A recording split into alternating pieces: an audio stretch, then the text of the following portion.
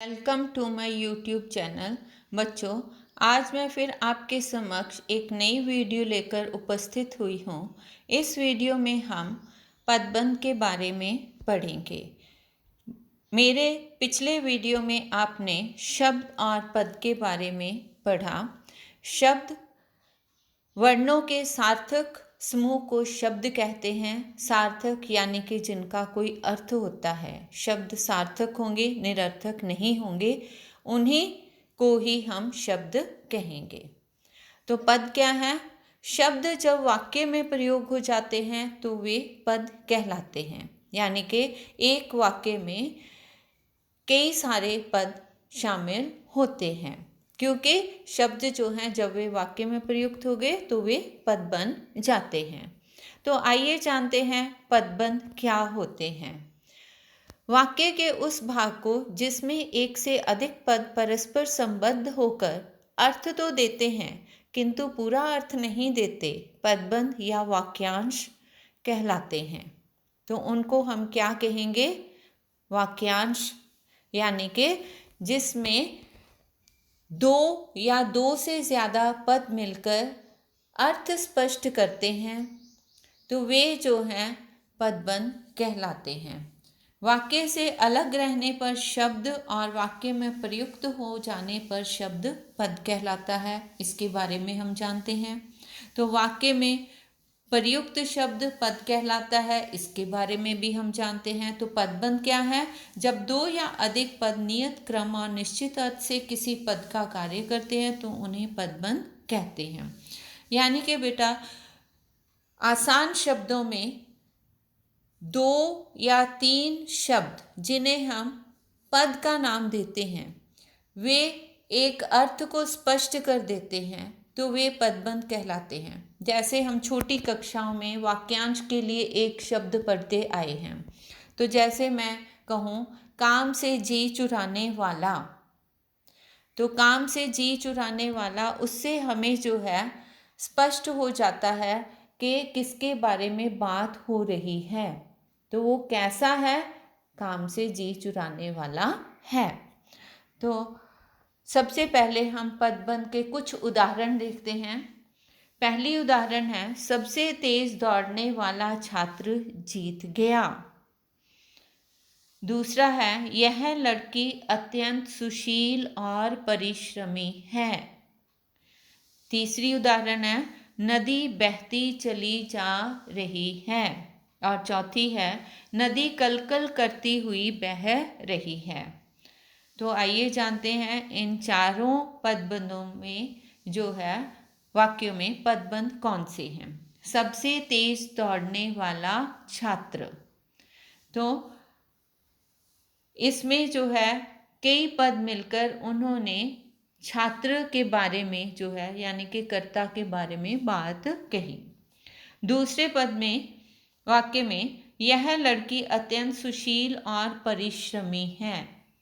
लड़की कैसी है? सुशील और परिश्रमी। तो यहाँ पर पदबंध कौन सा है? सुशील और परिश्रमी, जिससे हमें जो है अर्थ स्पष्ट होता है। नदी बहती चली जा रही है। इस वाक्य में चली जा रही है, ये पदबंध का कार्य करता है, जो वाक्य का एक अंश है। और चौथा वाक्य है, नदी कलकल करती हुई बह रही है। कैसे बह रही है? कलकल करती हुई। तो कलकल करती हुई जो है वो यहाँ पर पदबंध है। तो पदबंध की विशेषताएं क्या हैं? सबसे पहले है, पदबंध एक से अधिक पद होते हैं। यानी कि उसमें जो है 2, 3, 4 ऐसे पदक्रम होते हैं जिनसे हमें पूरे अर्थ को समझने में आसानी होती है। हम आसानी से समझ पाते हैं कि किसके बारे में बात हो रही है, क्या बात हो रही है। पदबंध में पदक्रम निश्चित होते हैं। कौन से पद के बाद कौन सा पद आना है, इसका जो है एक निश्चित रूप होता है। ये नहीं है कि आखिरी पद जो है वो पहले आ जाए और पहला पद जो है वो बाद में आ जाए, ऐसा नहीं होता। उसमें एक निश्चित पदक्रम होता है। तीसरी विशेषता है पदबंध हमेशा किसी वाक्य का अंश होता है।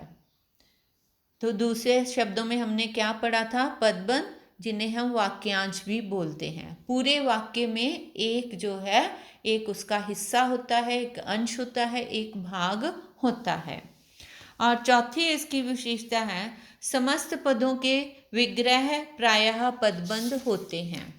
जितने भी हमारे समासिक शब्द होते हैं तो उनका जो विग्रह है वो जो है किसमें आता है, पदबंध में ही आता है। जैसे हम बोलें कि राह खर्च, राह के लिए खर्च पूरा एक वाक्यांश है।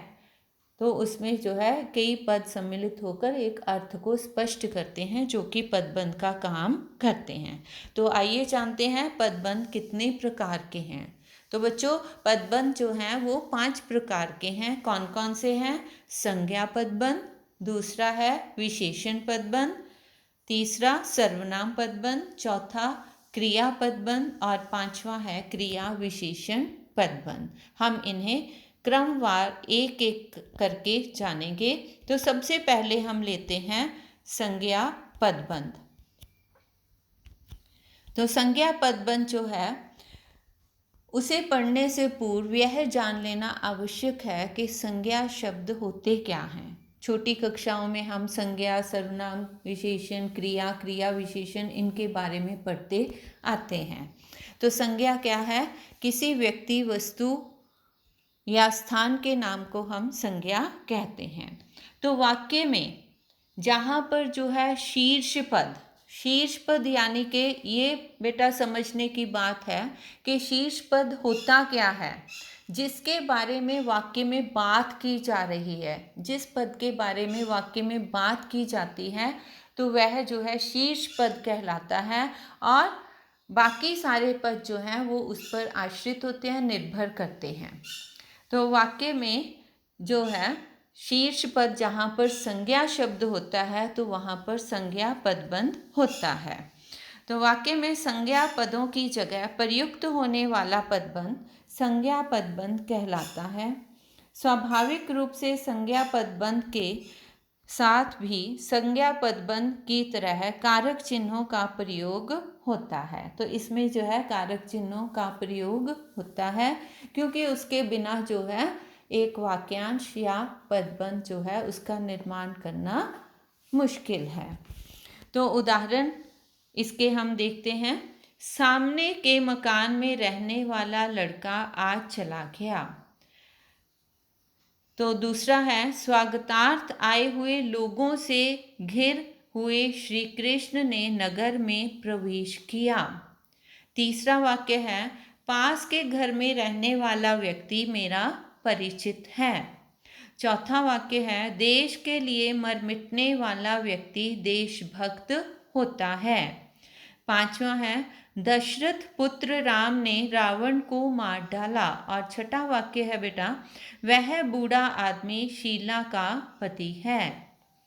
तो इसमें हम एक एक करके देखते हैं।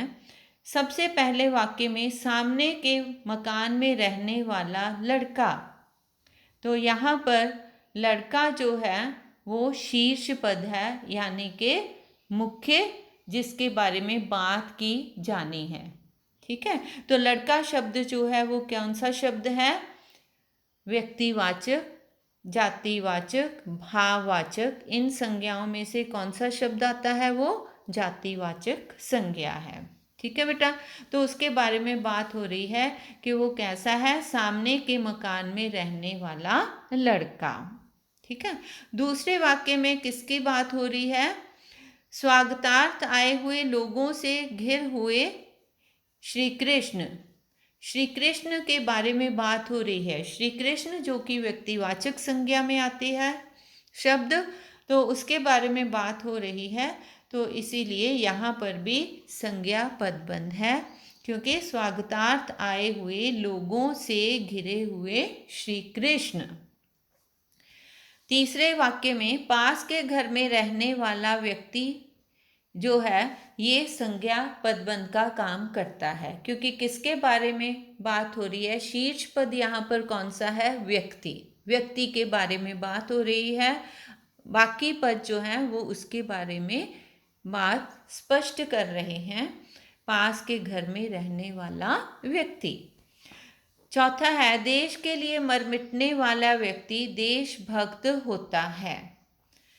तो यहाँ पर भी जो है देश के लिए मर मिटने वाला व्यक्ति, व्यक्ति जो है संज्ञा शब्द है, जातिवाचक संज्ञा है। तो यहाँ पर भी जो है किसके बारे में बात हो रही है? उस संज्ञा शब्द के बारे में ही बात हो रही है। तो वो कैसी है? देश के लिए मर मिटने वाला व्यक्ति। दशरथ पुत्र राम ने रावण को मार डाला। यहाँ पर जो है संज्ञा शब्द कौन सा है? दशरथ पुत्र राम। राम के बारे में बात हो रही है। राम कौन है? दशरथ पुत्र। तीनों पद जो हैं वो वाक्यांश का कार्य कर रहे हैं यहाँ पर, और राम यानी कि संज्ञा शब्द के बारे में बात हो रही है, तो इसीलिए यहाँ पर संज्ञा पदबंध है। वह बूढ़ा आदमी शीला का पति है। तो शीला के पति की बात हो रही है, तो वो कौन है? वह बूढ़ा आदमी। आदमी कौन सा आदमी? वह बूढ़ा। कैसा है वो? बूढ़ा आदमी है। आदमी के बारे में बात हो रही है, तो आदमी जातिवाचक संज्ञा में आता है। तो इसीलिए बेटा संज्ञा पदबंध जो है उसमें जो है हम क्या चीज़ देखेंगे कि जिनमें जो है संज्ञा शब्द के बारे में बात की जाती है उसके बारे में जो है सारे पद जो हैं वो उस संज्ञा शब्द पर ही निर्भर करते हैं, तो वहाँ पर संज्ञा पदबंध होता है। और अक्सर जो है वाक्य के पूर्व भाग में, पहले भाग में जो है संज्ञा पदबंध जो है वो पाया जाता है। ये इसकी पहचान होती है। ठीक है बेटा। दूसरे आते हैं सर्वनाम पदबंध। सर्वनाम शब्द कौन से होते हैं? सर्वनाम शब्द वे होते हैं जो संज्ञा शब्दों के स्थान पर प्रयोग किए जाते हैं, जैसे मैं, वह, मैं, वे, हमारे, तुम्हारे, अपने, उन्होंने, कौन, कोई, कुछ, अन्य। इस प्रकार के शब्द जो हैं वो संज्ञा शब्दों के स्थान पर प्रयोग किए जाते हैं। अपना नाम ना लेकर हम क्या बोलते हैं? मैं। तो वो मैं जो है नाम के स्थान पर आया तो सर्वनाम शब्द कहलाया। इसीलिए यह जानना ज़रूरी है कि सर्वनाम पद में जो है जिस प्रकार से संज्ञा पदबंध में जो है संज्ञा शब्द शीर्ष पद था, मुख्य था, उसी प्रकार से ही सर्वनाम पदबंध में सर्वनाम शब्द जो है वो शीर्ष पद होगा। मुख्य रूप से उसके बारे में ही बात की जाएगी। तो वाक्य में सर्वनाम पद का काम करने वाले पदबंध सर्वनाम पदबंध कहलाते हैं। ठीक है बेटा। तो उदाहरण के रूप में हम देखते हैं एक एक करके। शेर की तरह दहाड़ने वाले तुम कांप क्यों रहे हो? तो इस वाक्य में किसकी बात हो रही है? शेर की तरह दहाड़ने वाले तुम। तुम जो है सर्वनाम शब्द है उसके बारे में बात हो रही है। तो दूसरा वाक्य है, बड़ी शेखियां बघारने वाला वह आज मुंह की खाए बैठा है। बड़ी शेखियां बघारने वाला वह, यहाँ पर वह जो है वो सर्वनाम शब्द है, उसके बारे में क्या बात हो रही है? बड़ी शेखियां बघारने वाला। ठीक है बेटा।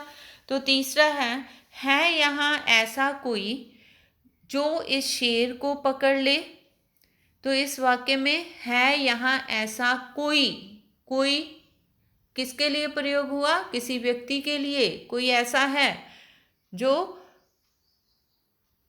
जिसे जो है शेर पकड़ ले, जो है शेर को पकड़ सकता है, ऐसा कोई व्यक्ति है। ठीक है। तो है यहाँ ऐसा कोई। तो जो है यहाँ पर जितने पद हैं उन्होंने कोई सर्वनाम शब्द के बारे में बात की, यानी कि शीर्ष पद कौन सा आया, मुख्य बात किसके बारे में हुई, उस कोई शब्द जो कि सर्वनाम शब्द है। तकदीर का मारा मैं कहाँ आ पहुँचा, तो इसमें तकदीर का मारा मैं, तीन पद जो हैं उन्होंने मिलकर सर्वनाम पदबंध का काम किया। ठीक है, तो मैं जो है यहाँ पर सर्वनाम शब्द है, उसके बारे में बात हो रही है, तो इसीलिए यहाँ पर तकदीर का मारा मैं ये संपूर्ण सर्वनाम पदबंध है। पांचवा है चोट खाए हुए भला तुम क्या खेलोगे। ठीक है बेटा, तो चोट खाए हुए भला तुम, ठीक है, तो तुम जो है सर्वनाम शब्द है, तो तुम की खासियत या उसके बारे में क्या कहा है कि उसे चोट लगी है, चोट खाए हुए भला तुम क्या खेलोगे। ठीक है, तो इसमें जो है सर्वनाम पदबंध कौन सा हुआ, चोट खाए हुए भला तुम। ये सारे पद जो हैं वो मिलकर उन्होंने एक वाक्यांश का काम किया। तो ध्यान देने योग्य बात क्या है कि जिस प्रकार से संज्ञा पदबंध अक्सर जो है वो वाक्य के पूर्व भाग में ही पाया जाता है, उसी प्रकार से ही सर्वनाम पदबंध भी जो है वो वाक्य के पूर्व भाग में ही अक्सर पाया जाता है। तो ये इसकी पहचान होती है, इसे जो है फटाफट पहचानने में आपको जो है सुविधा रहेगी। तो आइए जानते हैं तीसरे पदबंध के बारे में। तीसरा पदबंध है विशेषण पदबंध। जब कोई पद समूह किसी संज्ञा या सर्वनाम की विशेषता बताता है तो उसे हम विशेषण पदबंध कहते हैं। दूसरे शब्दों में विशेषण क्या होते हैं, जो संज्ञा और सर्वनाम शब्दों की विशेषता बताते हैं। तो यह वह पदबंध जो संज्ञा अथवा सर्वनाम की विशेषता बतलाता हुआ विशेषण का काम करे, विशेषण पदबंध कहलाता है। तो आइए इसे हम उदाहरण के माध्यम से जानते हैं। तेज चलने वाली गाड़ियां प्रायः देर से पहुंचती हैं। तो यहाँ पर गाड़ियों का जिक्र हुआ, गाड़ियाँ कैसी हैं, तेज चलने वाली, उनकी विशेषता है। तो गाड़ियाँ शब्द क्या है, संज्ञा शब्द है, उनकी विशेषता क्या है, तेज चलने वाली। तो विशेषण पदबंध इसमें कौन सा है, तेज चलने वाली। दूसरा वाक्य है उस घर के कोने में बैठा हुआ आदमी जासूस है। उस घर के कोने में बैठा हुआ विशेषता है, किसकी विशेषता है, आदमी की। आदमी शब्द क्या है, संज्ञा शब्द है। ठीक है बेटा, तो उसकी खासियत क्या है, उस घर के कोने में बैठा हुआ। तो ये शब्द जो है विशेषता बताते हैं, इसीलिए ये विशेषण पदबंध कहलाएंगे। तीसरा वाक्य है उसका घोड़ा अत्यंत सुंदर, फुर्तीला और आज्ञाकारी है। तो इस वाक्य में जो है किसकी विशेषता बताई गई है, घोड़े की। ठीक है, तो घोड़ा शब्द जो है फिर से संज्ञा शब्द है, लेकिन उसकी खासियत क्या है कि वो अत्यंत सुंदर, फुर्तीला और आज्ञाकारी है। तो सुंदर, फुर्तीला, आज्ञाकारी ये पद जो है मिलकर विशेषण का काम करते हैं, विशेषता बताते हैं, इसीलिए ये विशेषण पदबंध कहलाते हैं। चौथा उदाहरण है बरगद और पीपल की घनी छांव में से हमें बहुत सुख मिला। बरगद और पीपल की घनी छांव से हमें, हमें शब्द कैसा शब्द है, सर्वनाम शब्द है। उसे जो है किससे जो है छाया मिली, बरगद और पीपल से घनी छाया मिली। तो इसीलिए यहाँ पर विशेषण पदबंध कौन सा हुआ, विशेषता किन पदक्रमों ने बताई, बरगद और पीपल की घनी छांव, ये विशेषण पदबंध है। तो बच्चों यहाँ पर एक चीज़ ध्यान देने योग्य है कि अक्सर जो है कन्फ्यूज़न होती है कि यहाँ पर जो है संज्ञा पदबंध है, जब हमें छांटना पड़ता है कि वाक्य में जो है विशेषण पदबंध बताइए, तो अक्सर बच्चे कंफ्यूज हो जाते हैं कि यहाँ पर जो है लड़के शब्द लगा हुआ है, जैसे इसमें पहले में था तेज चलने वाली गाड़ियाँ, गाड़ियाँ शब्द लगा है, तो मैडम यहाँ पर जो है संज्ञा पदबंध क्यों नहीं है। अब जब छांटने की बारी आती है, पूछा क्या गया है केवल विशेषण पदबंध, तो आपने केवल विशेषता की ओर ही ध्यान केंद्रित करना है कि किन शब्दों ने केवल विशेषता बताई। अगर संज्ञा पदबंध पूछा गया है तो हम तेज चलने वाली गाड़ियां जो है उसके उत्तर में लिखेंगे, अन्यथा विशेषण पदबंध में हम कौन सा लेंगे, तेज चलने वाली गाड़ियां। तो ये आपके लिए जो है पूर्ण रूप से आपको ध्यान में रखने योग्य बात है कि इसमें जो है आपने कभी कोई कंफ्यूजन नहीं करनी। अगर रेखांकित पदक्रम है तो उसमें आपने अंतिम शब्द देखना है। अगर संज्ञा शब्द है तो संज्ञा पदबंध, सर्वनाम शब्द है तो सर्वनाम पदबंध। अगर दोनों के बारे में बताया गया है लेकिन संज्ञा सर्वनाम इन शब्दों को रेखांकित नहीं किया गया तो कौन सा पदबंध होगा बच्चों, विशेषण पदबंध होगा। तो चौथा हमारा भेद है इसमें क्रिया पदबंध। क्रिया जो है वो क्या होती है, जिन पद समूह से हम जो हैं वाक्य में क्रिया के काम को बताते हैं, यानी कि दूसरे शब्दों में क्रिया पदबंध कौन सा होता है, जिससे हमें किसी काम के होने का पता चलता है कि काम कैसे हो रहा है, हो चुका है, हो रहा है या कि होने वाला है। तो एक से अधिक क्रियापद मिलकर जहाँ क्रिया का कार्य समाप्त करते हैं वहाँ क्रिया पदबंध होता है। ठीक है बेटा। तो जैसे इसमें उदाहरण से हम पढ़ेंगे, मुझे सुनाई पड़ रहा है। यहाँ सुनाई पड़ रहा है पदबंध क्रिया पदबंध का कार्य कर रहा है, इसीलिए वो क्रिया पदबंध है।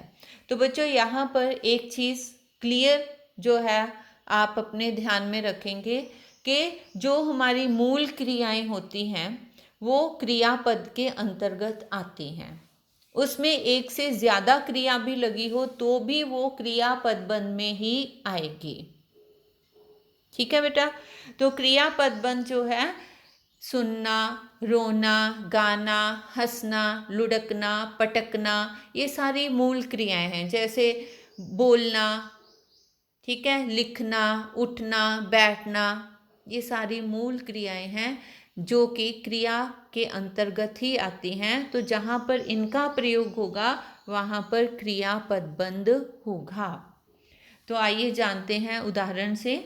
मैं लिख सकता हूँ, तो पहले वाक्य में लिख सकता हूँ, दोनों पदों ने किसका काम किया, क्रिया का काम किया। क्रिया क्या कर रही है, कौन सा कार्य कर रही है, लिखने का। लिख सकता हूँ क्रिया पदबंध है। दूसरा वाक्य है विद्यार्थी पढ़कर सो गए हैं, तो इस वाक्य में पढ़कर सो गए हैं, तो इन शब्दों के माध्यम से जो करता है उसने जो काम किया वो क्या था, पढ़कर सो जाने का। तो पढ़कर सो गए हैं क्रिया पदबंध है, वो वाक्य का एक अंश है। तीसरा वाक्य जो है, अब तो हमसे चला भी नहीं जा रहा है, चला भी नहीं जा रहा है, ये शब्द जो है क्रिया पदबंध के अंतर्गत आते हैं, जो कि हमें बताते हैं कि क्रिया जो है वो किस प्रकार से हो रही है। चौथा वाक्य है नाव पानी में डूबती चली गई, इस वाक्य में डूबती चली गई जो है क्रिया पदबंध है, जो कि काम के बारे में बता रही है कि कर्ता का कार्य जो है वो क्या था, डूबता चला गया। पांचवा वाक्य है हरि को घर सो जाना चाहिए था, सो जाना चाहिए था। ठीक है। तो हरि को क्या करना था, हरि करता है, काम करने वाला है, उसका काम क्या था, उसे घर सो जाना चाहिए था। सो जाना चाहिए था, ये क्रिया पदबंध है। और छठा वाक्य जो है, श्याम खाना पका सकता है। खाना पका सकता है, ये काम कर्ता का है। तो ये जो उसका काम है वो किस में सम्मिलित हुआ? क्रिया पदबंध में सम्मिलित हुआ। तो ध्यान देने योग्य एक छोटा सा नियम फिर से आ गया। वो क्या है कि क्रिया पदबंध जो है वो अक्सर वाक्य के अंत में ही आता है। तो इसीलिए जब भी हमने क्रिया पदबंध को देखना है तो कहाँ देखना है? वाक्य में, वाक्य के अंत में, वाक्य के बाद वाले अंश में हमने क्रिया को देखना है। ठीक है बेटा। तो आखिरी जो है पांचवा हमारा भेद पदबंध का है, वो है क्रिया विशेषण पदबंध। तो क्रिया विशेषण पदबंध में क्रिया शब्दों की विशेषता बताने वाले शब्द जो हैं वो क्रिया विशेषण पदबंध कहलाते हैं। ठीक है बेटा। तो क्रिया विशेषण पदबंध जो है उसमें क्रिया विशेषण के स्थान पर प्रयोग होने वाले एकाधिक पदों का समूह क्रिया विशेषण पदबंध कहलाता है। ठीक है। तो जैसे मैं बोलूं कि वह बहुत तेज दौड़ता है। दौड़ता है क्रिया पदबंध है यहाँ पर। तो क्रिया की खासियत क्या है? बहुत तेज दौड़ना। तो वो बहुत तेज जो है वो क्रिया विशेषण के अंतर्गत आता है, इसीलिए यहाँ पर क्रिया विशेषण शब्द कौन से हुए? बहुत तेज दौड़ता है, वो इसका पदबंध है। तो जैसे सोहन बहुत धीरे धीरे बोलता है, यहाँ बहुत धीरे धीरे क्रिया विशेषण पदबंध है क्योंकि यह बोलना क्रिया की विशेषता बतलाता है। तो इससे हमें जो है क्या समझ आती है कि जो शब्द जिस प्रकार से संज्ञा और सर्वनाम की विशेषता बताने वाले शब्दों को हम विशेषण कहते हैं, उसी प्रकार से ही बेटा क्रिया शब्दों की विशेषता बताने वाले शब्दों को हम क्रिया विशेषण कहते हैं। क्लियर है? इसमें धीरे क्रिया विशेषण शीर्ष पद है और बहुत आश्रित पद है। ठीक है। तो धीरे धीरे जो है उसकी क्रिया का काम है वो कैसे हो रही है, तो उसके बारे में जो है बताया जा रहा है। तो यहाँ पर इसीलिए शीर्ष पद कौन सा है? मुख्य पद कौन सा आया? धीरे धीरे। तो इसके उदाहरण है, पिछले दिनों की अपेक्षा आज गर्मी अधिक है। तो पिछले दिनों की अपेक्षा, तो पहले की अपेक्षा आज क्या है? गर्मी अधिक है। तो उसमें एक तुलना है की गई है। तो जहाँ पर तुलना है क्रिया की वो उसकी विशेषता है। ठीक है। तो इसमें जो है क्रिया विशेषण पदबंध कौन सा है? पिछले दिनों की अपेक्षा। ठीक है बेटा। तो दूसरा है, आगरा से अलीगढ़ तक एक लंबा मार्ग है। तो इसमें एक दूरी जो है उसके बारे में बताया गया है, आगरा से अलीगढ़ तक। तो वो उसकी क्रिया है, कहाँ से कहाँ तक? आगरा से अलीगढ़ तक, ये क्रिया विशेषण है इस वाक्य में।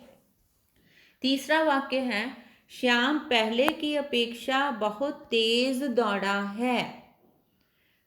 बहुत तेज दौड़ा है, कैसे दौड़ा? तेज, बहुत तेज। तेज जो है शीर्ष पद है यहाँ पर जिसके बारे में बात हो रही है। तो यहाँ पर बहुत तेज दौड़ा वो क्रिया की विशेषता है। कश्मीर से कन्याकुमारी तक भारत एक है। फिर यहाँ पर दूरी आ गई, कश्मीर से लेकर कन्याकुमारी तक, ये जो है क्रिया विशेषण पदबंध है। तो बच्चों अक्सर जो है क्रिया विशेषण और क्रिया पदबंध में कन्फ्यूज़न होती है। तो क्रिया विशेषण और क्रियापदबंध दोनों में अंतर क्या है कि क्रियापदबंध में केवल मूल क्रियाएं जो हैं उनके बारे में ही बात की जाती है। तो यहाँ पर क्रिया विशेषण में मूल क्रियाओं के साथ जो है वो कैसे हैं उसके बारे में, उनकी खासियत, उनकी विशेषता बताई जाती है, तो क्रिया विशेषण पदबंध होता है। क्रिया पदबंध अक्सर वाक्य के अंत में होता है, लेकिन जो क्रिया विशेषण है वे वाक्य के पूर्व भाग में भी हो सकता है और वाक्य के उत्तर भाग में भी हो सकता है। ठीक है बेटा। पदबंध और उपवाक्य में भिन्नता। तो पदबंध और उपवाक्य में क्या अंतर होता है? क्योंकि पदबंध भी जो है वो एक वाक्यांश होते हैं और उपवाक्य जो है वो भी वाक्य का ही अंश होते हैं। तो उपवाक्य भी पदबंध के समान पदों का समूह है, लेकिन इससे अपूर्ण भाव ही प्रकट होता है। उपवाक्य जो है वो उनमें जो पदक्रम सम्मिलित होते हैं वो किसी अर्थ को पूर्ण रूप से स्पष्ट नहीं कर पाते हैं, लेकिन पदबंध में जितने भी पदक्रम आते हैं, चाहे वो 2 हैं, चाहे 3 हैं, चाहे 4 हैं, वो पूर्ण रूप से अर्थ को स्पष्ट कर देते हैं। तो यही सर्वप्रथम इन दोनों में अंतर है। पदबंध में क्रिया नहीं होती जबकि उपवाक्य में क्रिया रहती है। तो दूसरा अंतर क्या है इसमें कि पदबंध जो है उनमें क्रिया का होना ज़रूरी नहीं है और ना ही वो होती है। तो उपवाक्य में क्रिया जो है वो हमेशा ही रहती है। तो बच्चों, आपको मेरी ये वीडियो कैसी लगी इसके बारे में आप जो है लाइक करके, शेयर करके और सब्सक्राइब करके अपना उत्तर जो है वो दे सकते हैं। धन्यवाद।